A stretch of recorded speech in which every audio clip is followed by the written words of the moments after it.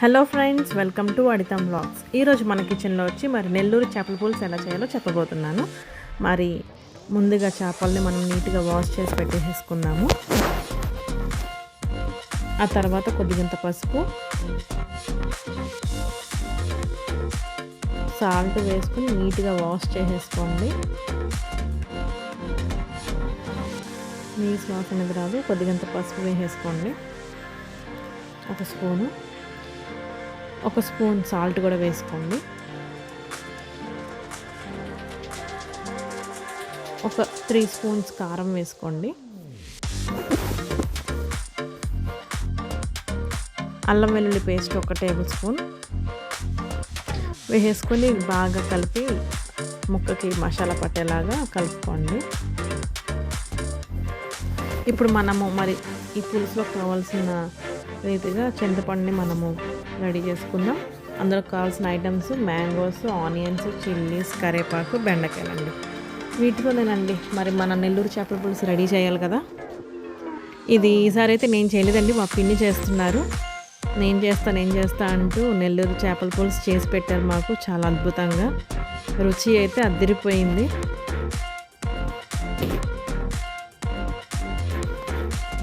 ముందుగా మనం ఆయిల్ మరిగాక ఆవాలు వేసుకుందాము.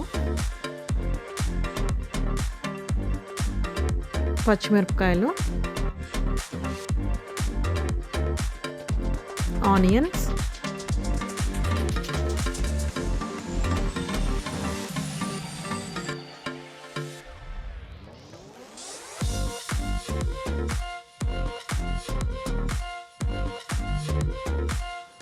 కరివేపాకు,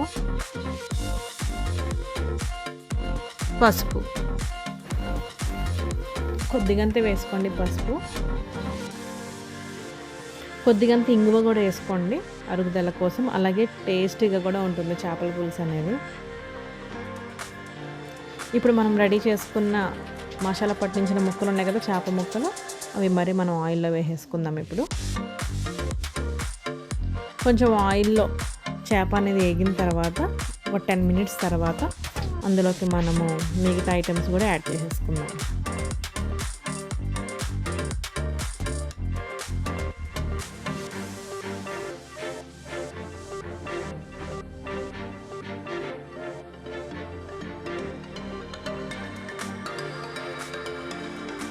ఇప్పుడు మనం ఇందులో చింతపండు పులుసు వేసుకుందాము.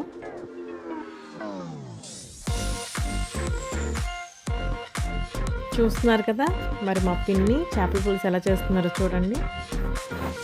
మీరు కూడా మీ ఇంట్లో తప్పకుండా ట్రై చేయండి. చాలా టేస్టీగా ఉంది. స్మెల్ అయితే అదిరిపోతుంది. ఇప్పుడు మనం మామిడికాయలు, బెండకాయలు, చింతపండు పులుసు ఇవన్నీ యాడ్ చేసుకుందాము. యాడ్ చేసుకొని మూత పెట్టేసేయండి. కలర్ఫుల్గా ఉంది కదండి. మా పిన్ని కారం మంచిగా దిట్టంగా వేశారు. మేము కొంచెం స్పైసీగా తింటాము. మీకు నచ్చితే మీరు కూడా అలాగే వేసుకోండి, లేకపోతే కొంచెం కారం తగ్గించుకోండి.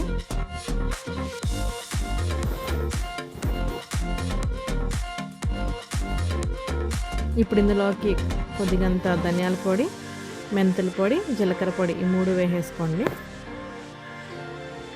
అన్నీ 1 టేబుల్ స్పూన్ వేసుకోండి. టేస్ట్ అదిరిపోతుంది. ఎప్పుడెప్పుడు చేపల పులుసు అవుతుందా, ఎప్పుడెప్పుడు అన్నంలో వేసుకుని తిందామన్నట్టుగా రెడీగా ఉన్నాము. అంత స్మెల్ టేస్టీగా వస్తుంది. ఇప్పుడు మన కర్రీ రెడీ అయిపోయిందండి. అందులోకి మనం కొత్తిమీర వేసుకుని గార్నిష్ చేసుకుందాం. అంతేనండి, చాలా సింపుల్గా మన ఇంట్లో నెల్లూరు చేపల పులుసు చేసుకోవచ్చు ఈ విధంగా. మీకు కనుక మా రెసిపీ నచ్చినట్లయితే తప్పకుండా మా ఛానల్ని సబ్స్క్రైబ్ చేయండి. మీ ఇంట్లో కూడా నెల్లూరు చేపల పులుసు ట్రై చేయండి. ఫ్యామిలీ మొత్తం కూర్చుని మంచి రుచిని ఆస్వాదించండి. Thanks for watching.